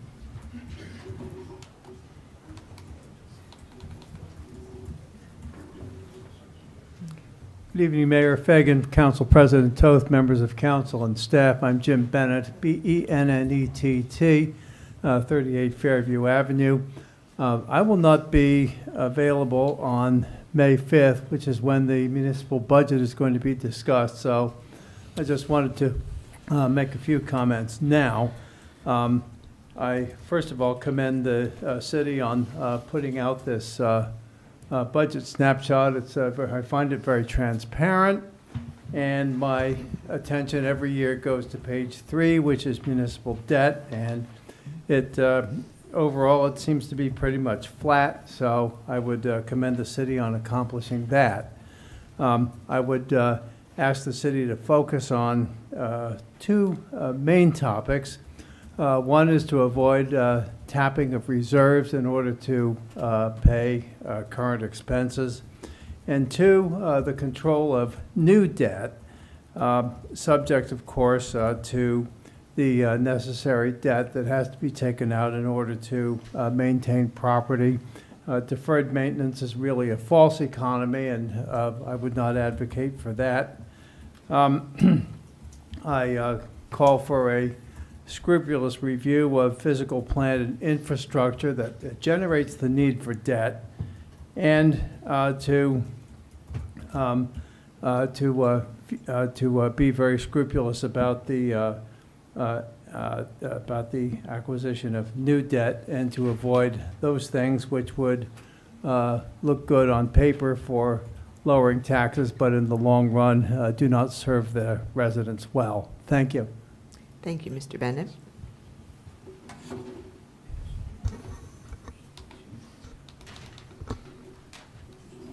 Mayor Fagan, Council President, council members, my name is Ben Golden. I live at 28 Morris Avenue, Summit. I'm not sure if I'll be here for the May 5th meeting on Maple Street, so I would like to make some comments now for the record. With all due respect to the council, if someone came forward to the zoning board or the planning board with such a dearth of information and simply said, this building will be fun and will be adding to the vibe of our downtown, he'd be sent packing. This council and the restaurants that have prepared in the past closings on Maple Street have refused to provide any information other than it would be fun. How many tables for dining were used in past closures? How many chairs are at each table? Assuming a table turns every 1.5 hours, how many potential meals could have been served from 12 noon to 8? How many actual meals were served? Lacking this information, anyone can say what they want. My observations of past closures, which are as valid as anyone, was that from Monday to Friday, noon to 4, there was little to no usage of the street. Monday to Wednesday, from 5 to 8, we're lucky to have 20% usage. Thursday, Friday, and Saturday, 5 to 9 was peak demand, and there were still tables available. Sunday from noon to 8, there appeared to be no large demand. So failing to provide any factual usage data, this council and the residents who keep saying they like the fun and the vibe, they have provided no evidence of such. And this lack of due diligence on the part of council or the restaurants who are clamoring for this is just so troubling. Thank you. Thank you.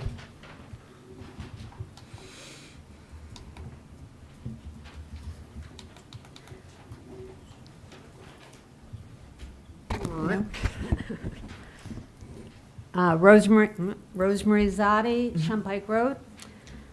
Who on this council thinks closing a through street in the center of town, leaving only Summit Avenue open to emergency vehicles and traffic, is a good idea?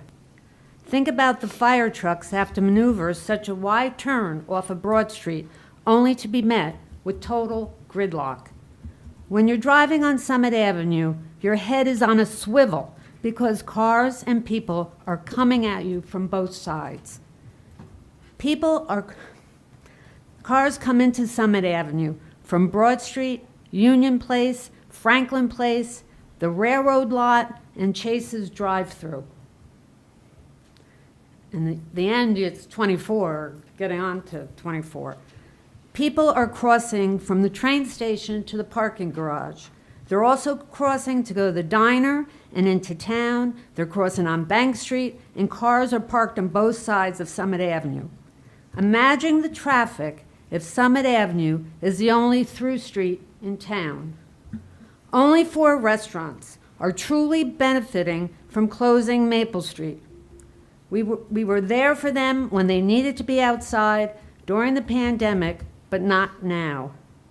Summit residents need to get through town. Why should we change how we get through town for street dining? This whole idea about closing Maple Street has to end. The last time I spoke, I brought up the promenade. It's there because the building on that piece of property burnt down. The fire trucks came through Maple Street to get to that building. There was at least a dozen pieces of equipment, including 3 aerial trucks, fighting the blaze. A resident had to be rescued from her 3rd floor window. A month ago, on a Saturday, I drove up Maple Street to get to CVS. 15 minutes later, on my way back, Maple Street was closed. There were 3 fire trucks and police vehicles on Maple Street. This time, thank God, there wasn't a real fire emergency. You're not closing Maple Street for the majority of Summit residents. You're closing it for a small minority of residents and out-of-towners who want to eat outdoors. Our streets are for cars and emergency vehicles, not dining tables. If there's an emergency, who on this council wants to be held responsible because they voted to close Maple Street? It's the responsibility of this council to do what's best for all Summit residents, building owners, and Summit businesses. Thank you. Thank you.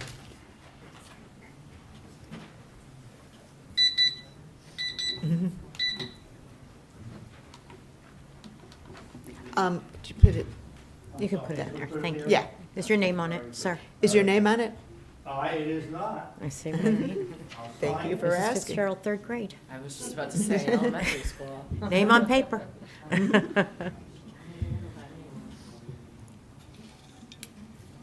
good. Thank you. Thank you. Daniel Jackson, 28 Morris Avenue. And I have to comment about Maple Street and the reasons not to close it except for emergencies. Doesn't matter if it's seasonal, that does not give a justification just because it's seasonal. I'm going to read the numbers if I have. Number 1, public streets are regulated by the state of New Jersey for the benefit of all citizens. If Maple Street is closed, consideration must be given to the compression of vehicular traffic onto other public streets and the effects on the general flow of traffic. Unsafe business deliveries and pedestrian safety must also be considered. Maple Street is one of 2 major downtown north-south arteries, and as Gil Oren, former Gil Oren, has stated several past council meetings, quotes, when Maple Street is closed, Union Place is gridlock, unquotes. Number 2, emergency vehicle obstruction. A Millburn resident complained at a public council meeting that an ambulance was delayed due to the closure of Main Street. Millburn ceased the closure the next year. And I'll just repeat the question that was asked. Who will take responsibility if police, fire, and our ambulance vehicles are stalled or prevented from reaching an emergency situation in Summit? Who will take responsibility? Number 3, the unfairness to Maple Street businesses that have addressed their closure opposition at past Summit Council meetings. Parenthetically important, in August of 2025, a petition with over 100 business signatures was presented at a Red Bank, New Jersey Borough Council meeting stating, quotes, I am in full support of ending Broadwalk immediately and permanently, unquote, because of business losses. It's on the internet. You can check out the petition and the story. Bottom line, Summit should not be picking business winners and losers by closing public streets during non-emergencies. Number 4, the unfairness of closing a publicly dedicated and major street that everyone should have access through to primarily benefit those who can afford to pay for expensive restaurants. The roads belong to everybody. They're public streets. The poorest resident in Summit should have full access to Maple Street just as much as the wealthy. Number 5, the contention that Maple Street must be closed to provide outdoor dining is untrue because Summit already has outdoor dining, and Gil Oren presented at a past council meeting a detailed survey that as of September 2024, the Summit downtown provided 532 outdoor dining seats by 27 dining establishments. Yeah. Thank you. Thank you. Please vote no.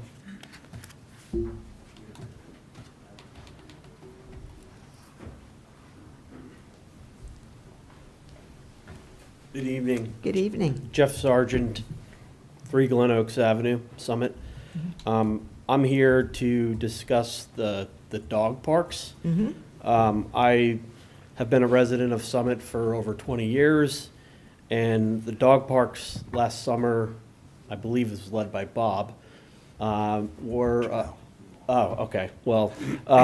were probably the best thing that ever happened to me in Summit. I met probably 30 new people from going to the dog park, and I knew Bob before, but I didn't really know him until I met him at the dog park, and now we're very good friends.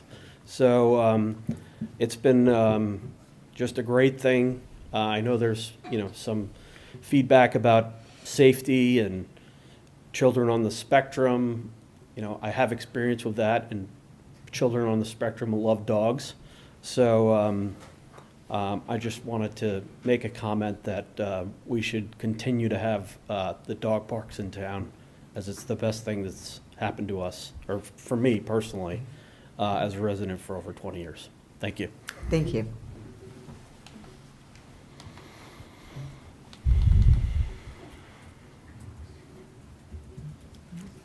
Hi, my name is Bruce Thurkoff. I own 26 Maple Street in Summit.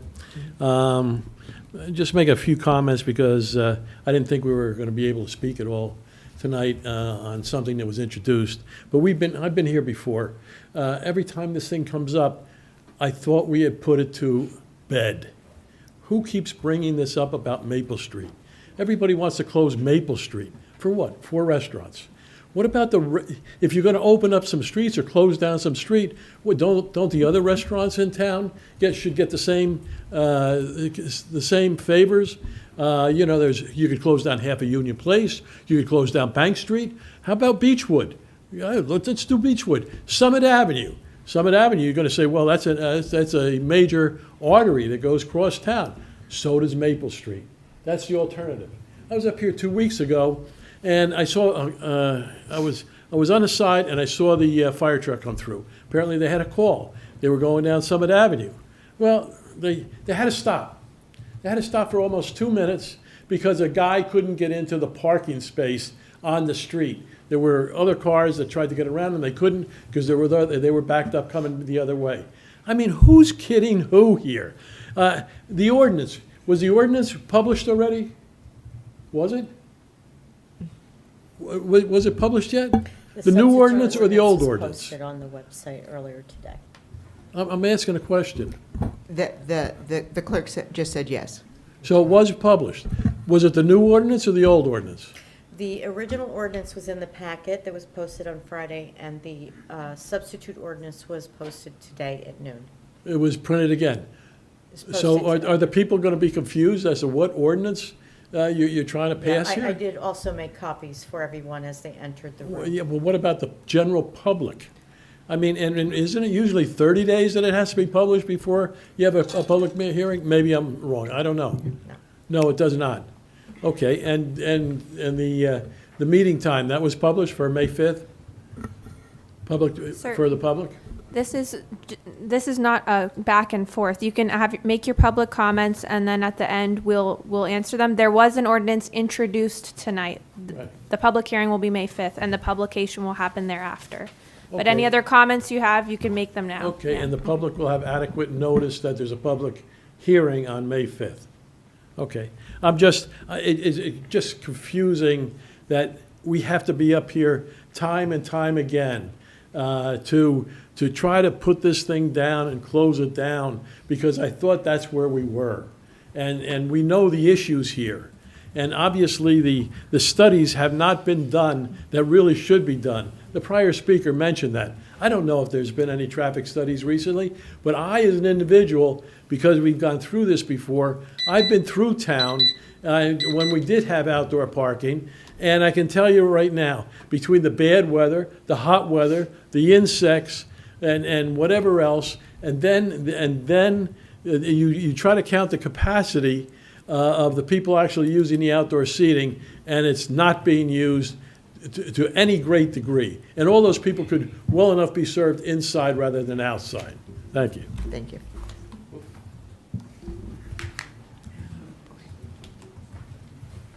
Good evening, good evening. Anthony Melchiona, multiple property owner on Maple Street. I've been here before also. I don't know how much more I could add with these comments are just fantastic. And unless someone comes up after me, I don't see anybody here speaking in favor of this calamity. I just want to say one thing, a great phrase that you should all remember and take to heart and think about this, because I know the majority of you who ran for council ran on shutting down Maple Street. Crazy. Risk versus reward. So we've heard all the risks, and that's plural. Safety for all the residents and businesses, all emergency services, which I would love to see this report for police and fire and EMS that says this is safer than having the street open. It is less safe. Even by an inch, we can't vote for something like that. Crazy. Having a Maple Street business for, I don't know, a couple decades, businesses suffered, even though it was pandemic. Does anybody think about the offices upstairs or the residents who live on that street and how they're inconvenienced bringing packages, receiving packages? Garbage removal, UPS, trash, contractors, so on. I'll go on more in 2 weeks. Traffic flow and congestion, removing 7 very valuable parking spots on Maple Street. And from what I understand, the Tier Garage will be doing major renovation. Where are all these people going to park? Well, it's summer. That's what I'm going to hear. And lastly, a big risk is going to be from the lawsuits that are going to be generated from the Maple Street property owners. Well, I didn't say anything about reward, and that's singular. What's the one reward? The 5 restaurants will benefit financially and significantly, with some of these restaurants doubling the occupancy of their current restaurants, facilities. I don't know the specifics about rent that will be paid, who cleans up, et cetera, et cetera. We'll talk about that May 5th. And through you, Council Chair, I miss Mr. Arduous, but I welcome Marina Brown. And I know we can't ask questions, but maybe you can comment. Will this be put out for public bid since we're using a public street? Thank you very much. Thank you. Any other comments from members of the public? Good evening, Diego Hoik. This is actually why I came here today. Isn't democracy great? We have an election coming up, and Bob and Jamel are up for re-election, and they can run on reopening Maple Street forever. That's it. That's a campaign promise for you, Bob. It's interesting to hear talk about transparency, when for the past 2 years we have not had a debate on Maple Street at all, even though there's multiple surveys that show that about 3/4 of the population in Summit actually like outdoor dining and Maple Street being closed. And so I am encouraged that this is happening. I think the vast majority of the Summit population likes going down to Maple Street with their kids, have dinner, maybe going to a store. It adds life. And it turns out that Americans spend a tremendous amount of money going on European vacations. And most European cities have their entire downtowns shut down and people have to walk. And nobody's concerned about safety there. One last thing. We have been told many times that it was illegal to shut down Maple Street. Despite the fact that Mr. Jacoby on numerous occasions pointed out how statutorily it was legal to open up Maple Street. So it's kind of, so those in council seats who may have said in the past that it was illegal have some transparency that they need to come forth with. So I welcome Maple Street being open. I think that I am not alone in this. I think that I respect very much the views of those who disagree with me. This is why we have a democracy. But at the end of the day, the voters did vote a council majority that campaigned on closing down Maple Street, and they should be listened to. Thank you. Thank you. Any other comments from the public? Okay, then we can move on to comments from members of council. Yes, Councilmember Landman. Thank you, Council President. 3 quick things from me. First, given the outstanding response I got from the last time I spoke about a need for one of the nonprofits in town about grocery bags for Grace, tonight I want to highlight, as a Junior League member and somebody who also volunteers at Moms Helping Moms, we are in a collection right now here in the city to collect diapers. So the Junior League is leading a project to collect 100,000 diapers by the end of May. Not only do they take full packages, but even open diapers. And every parent here can relate, you know, when you open that package and then you realize they need to size up. So you can drop them off at the middle school vestibule, among other locations, and help serve under-resourced families while you clean out your clutter. Second, on Sunday, I had the pleasure of going to the farmer's market for the season opener, and despite the kind of cruddy weather, had a really great time connecting with residents and some of the vendors. I did hear time and again their excitement about the seasonal opening of Maple Street to pedestrians only. We have heard concerns here tonight. They are valid concerns around traffic and safety. We've asked those questions too, and we'll share more for the public hearing on May 5th. But we, you know, again, we are sensitive to the huge challenge this time, you know, in this time of online shopping for many of the retailers downtown. And then finally, as we are about 6 weeks away from the New Jersey primary election, for those who are new to Summit and have not yet registered to vote here, you can do so online at unioncountyvotes.com. Tuesday, May 12th is the last day to register to vote for the June primary election. That's it for me. Thank you very much. Any other comments? Councilmember Boyer, watching you move into launch position. I'll start out with something nice before I respond to Mr. Howick. This past weekend, we celebrated the life of Gil Orrin. Now, while I shared some thoughts previously about his life and his profound impact that he had on me growing up, his son shared a story that I just wanted to pass along. So Gil was a dedicated youth coach for basketball, baseball, and football. Football was his thing, though. That was his number one thing. But he was coaching his son's basketball team, and by his son's own admission, they weren't that good. So during one particular tournament, they lost the first game by 20 points. There was a 4-hour intermission. So guess what Gil did? He took them to go see Hoosiers. Now, if you know Hoosiers, Bob Knight, Indiana, what a great motivating, Rudy, Notre Dame type thing. These kids were pumped up.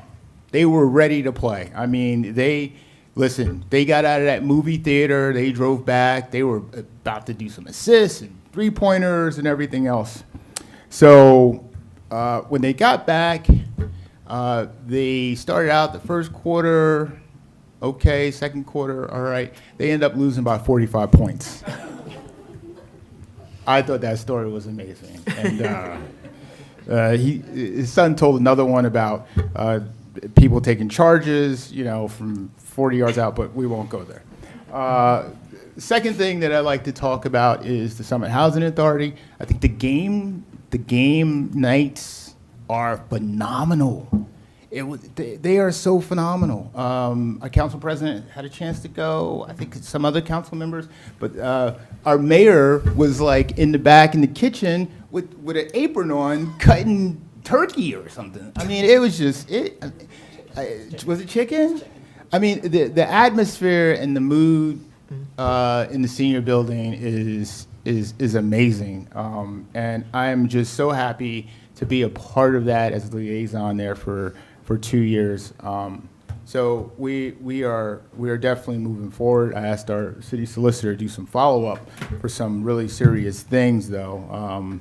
Like I talked about before, we want to make sure that our seniors, along with our low-income housing residents, are getting their money back that they have been inappropriately charged. So we as a city, we need to follow up on that. That's still a problem that we need to deal with. On another note, just real quick about Maple Street, and Mr. Hoek, I come from a different part of town. We don't think alike. I'm nothing like you. I serve the city in the spirit of Gil Orn, to serve. I don't get nothing for coming up here. I got 2 kids. One got 1 more year left and going to college. But I'm up here to raise questions about security stuff, right? That's my wheelhouse. So I do this so that I can actually try to enlighten some of the folks up here who are not possibly security minded. I mean, I'm looking at the ballards or the barricades here, and the one thing I can think about is, yeah, there's a little space in the middle, right? But if you got to drive a fire truck down there, what are you going to do? Jump out and take an axe to the 2,000-gallon water ballard to get through? And what about the ones that, are screwing in? Are they going to be automatic, or are you going to screw them in? Some of those things are $25,000, $30,000. We got a dog park. Just saying. Shout out to you. But I've asked residents to email, call me. Some people have called me, friends, family. Hey, we like it. We don't like it. But besides that, though, right? I like to do what the majority of residents like to do. But I just want it vetted by the safety committee. What more can I ask for? That's just responsible governance. And last but not least, I almost forgot. I wanted to give Councilwoman Collinson a shout out. Thank you. I know, right? Where's this going? No, but I wanted to say thank you because you have been on the safety committee with me for a year, and us, the police and the fire, we've done some tremendous things to help this city from a public safety perspective. And the speed limit is just one of many, and our chief just gave a phenomenal report about crime in the city. So with that, I would like to say thank you, Council President. Thank you, Councilmember Boyer. Anybody else? Councilmember Pulowski. I only have 1 page tonight, so. Okay. So first, Good I'd like to modeling. thank Leo Paitis and Karen Abate for coming in and giving us that presentation. If you're not following, there's actually 5 high school lacrosse teams in Summit. Our boys are 8-0 and number 1 in the state right now. Girls are 4-3, but they're always tough. Kent Place is 7-0 and number 2 in the state, and that's the first time they've ever done ranked that high. Oak Knoll's always great, 6-3. Oratory struggling, but they're hanging in there. And just to give you an idea of how this program's grown, in 1987, that was the first year that I played lacrosse in Summit, and there were 2 boys teams, 4th, 5th, and 6th grade team, and a 7th and an 8th grade, a 7th/8th grade team. The girls had 1 7th, 8th grade team. Today, Summit Lacrosse Club offers programming for kids K through 8 on both the boys and girls side, and there are 2 to 3 teams per grade. So it has grown in leaps and bounds. Second thing I have is, some of you know, FIFA World Cup is coming to the Meadowlands this year. I sat in on the NJDOT's presentation last week about that, and what you might not know is that there is no general admission parking.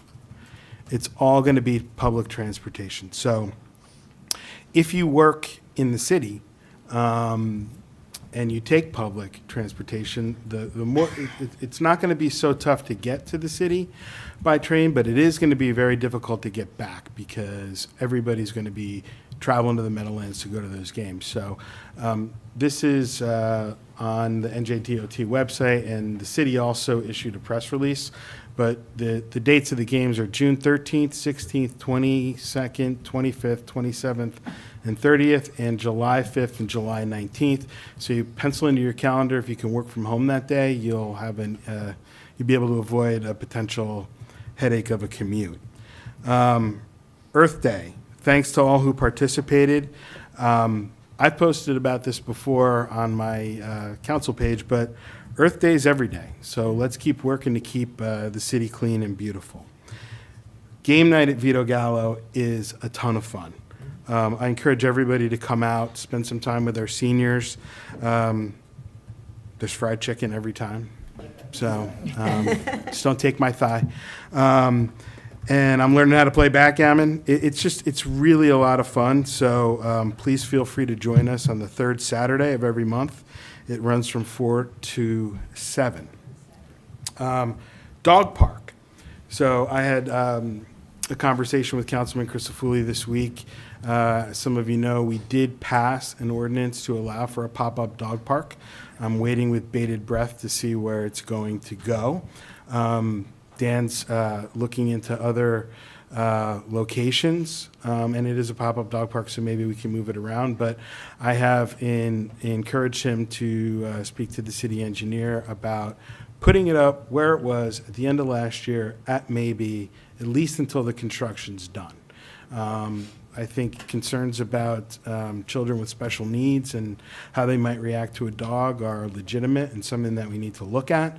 But they're not going to be playing there till the construction's done, which I understand is going to be at the earliest in the beginning of June. So let's not waste any more time. Let's get those fences up so that we can go and have our dogs play. Maple Street. I will not be running on reopening Maple Street forever. I'll be running on safety. And it really doesn't matter to me how Europeans feel about safety because I care. I did say that the last closing of Maple Street was illegal because it was. I didn't say closing Maple Street is illegal. I said the last closing of Maple Street was illegal because it wasn't done the right way. And nobody provided the materials to NJDOT that they required. So that's that.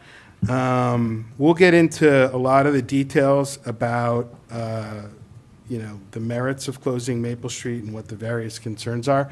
But you heard here twice tonight, completely unrelated to Maple Street, that in an emergency situation, seconds matter. So everybody could remember that. Process and transparency. I think we took a hit here on both fronts tonight. By bypassing committees to close the street just to make sure it gets done the day after school ends, I think it's irresponsible, and frankly, it's beneath the dignity of this council, and I'm very disappointed. Hopefully, more people will come out, voice their concerns, and hopefully the council will listen on the night of the hearing, and if it seems that it's warranted to table the motion and continue to do our due diligence, I hope that we do that. Thank you. Thank you. Any other members? Councilmember Luceracina. Thank you, Council President. One quick reminder about the Summit Wellness Symposium, Tuesday, April 28th, 6:30 p.m. at Summit High School. There will be a forum for different resources and strategies to support our children's mental health. I will be there in support of a group called MAMA, it's Moms Against Media Addiction, but all caregivers are welcome. There will be a lot of different groups who are there to show different ways we can invest in our children's mental health, so I hope to see you there. On the Tatlock lights, as many may have seen either in person or elsewhere, the lights have been installed at Tatlock Field. They will remain off while we work through some key open issues. At the same time, we are working to resolve the related litigation. Now, I know for some this is unwelcome news that the lights will remain off for some period of time. We understand the ongoing urgency for all of the stakeholders we do. I apologize that we have not communicated more about the work that is being done, but there is earnest work happening to resolve those key open issues and on various work streams, and we aim to share more in the coming weeks. In brief, and I'm sorry, I didn't put myself on the timer, but in brief on Maple Street, it is somewhat atypical to have a robust discussion at introduction, but this is an important issue, and we understand that there are a lot of stakeholders with different views. In brief, on public safety, I agree with many of my colleagues. Protecting the physical safety of our residents is our most important responsibility as elected officials. It is one that I know we all take very seriously, though we may take different views on this specific issue. It is something that we all care very deeply about. I appreciate the concerns that have been raised by our neighbors as well as our colleagues from the dais. We have considered these issues for many months. Maple Street was opened in prior years, right? And we had our experts, such as our former chief of police, chief of fire, the head of EMS, who opined with respect to the prior closure. We have engaged, again, with the people who I consider to be the experts with respect to public safety, right? Again, our chief of fire, our chief of police, our city engineer, and the leadership of our EMS. We have to trust the experts, in my view. And I would not be voting in favor of closure, even at introduction, if I did not have confidence that our experts had confidence that we could do so safely. We will have more to share at the hearing date on May 5th, but I did want to share that one note. Thank you. Councilmember Crisafulli. Thank you, Council President. I'd like to comment on how council has been developing a relationship as 7 individuals, and we are 7 very different people getting to know each other. And I would note that until tonight, I believe all of our votes have either been unanimous or close to unanimous. Right? I'm getting a nod from Rosie, the ultimate source on that. It's normal to have disagreements among any group, and this council is really no exception to that. I think we've been doing pretty well so far. Bob said that he doesn't like the idea of Maple Street pedestrian use, and he said clearly he thinks it's a myopic view. I respect that view. I disagree with it, but I respect it. We've worked with Bob for months to get him on board, to get him to yes. And tonight we took steps to make it possible to open the street to pedestrians this summer without undue delay, to allow planning to get, it takes time to get the thing in place and to get the restaurants, the other businesses, the pop-up retail that are not located there. So there's a lot of work that has to be done before the street opens to pedestrians. And so I would say the important part is not that we can't disagree or that we shouldn't have any disagreements, but it's that we keep our discourse civil and cordial, and that we can collaborate on all the other stuff that we do agree on.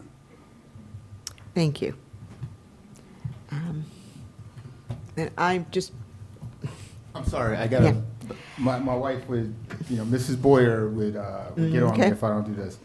Soul Prom, Decades of Dance, hosted by Lulu Guerrero. Lulu is a 2010 graduate of Summit High School, and this event will be held at the Fortnightly Club in Summit, New Jersey. And this is a women-only prom night, and I am sponsoring 2 seniors from the senior building. The mayor is sponsoring 2 other women who can't afford to go to these events, and so is Councilman Pulaski. I would ask my other colleagues here in council to chip in as well, and the public. You can go to my website and find that. And one of the main reasons why I'm supporting the Soul Prom is that I found on council for 2 years is that we have a lot of events in town, but not a lot of different people show up there, right? Because A, they're expensive and they're exclusive and everything, but you find that when there is a mixed group of people, you make new friends, you kind of learn different cultures and different aspects and how people are living in Summit. And this is one of those things where I'd like to see more diversity at our events, right? More diversity of people in Summit. There's some people that lived here 50 years, and other people don't even know who they are, right? In the same town. So I like the community aspect of it. So please go on my website. There are 10 women who can't afford to go to an event like this, and we are sponsoring. We think it's a great idea, especially to get seniors. Anytime we can get a senior to go out and do some dancing is really exciting, and it means a lot to me. So thank you. what fun. Are we invited too? Of course. Okay, I'm only sorry you and I don't get to go on the floor. Yeah. Council President? Really quick, I swear. Oh, your one page of notes took more than 5 Well, minutes to deliver. I was going to say something about Gil Oren, and I didn't because I thought that Jamel covered it, but I just thought of one more thing. And this was really a great man who we've been blessed to know and have as such a major part of our city for so many years. And the thing that jumped out at me at his memorial were all the great things that he did for people that you would have never known because he would never tell you. And he believed, as I do, that if you do someone a favor and more than 2 people know about it, you did it for the wrong reasons. Okay. Good advice. Okay, yes, Mayor. I know.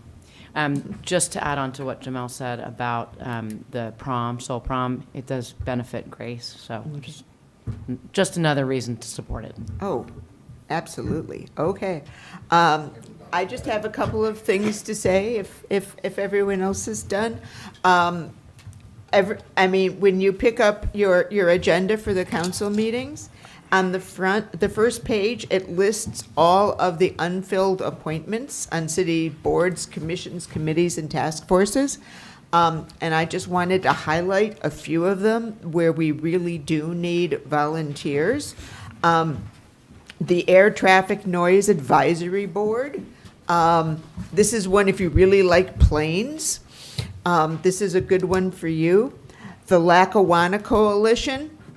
You wouldn't know by the name. This is how we communicate with NJ Transit. This is your voice representing Summit to NJ Transit, and it's ideal for somebody who has to suffer through commutes to the city or even to Newark, and is willing to speak up on behalf of Summit.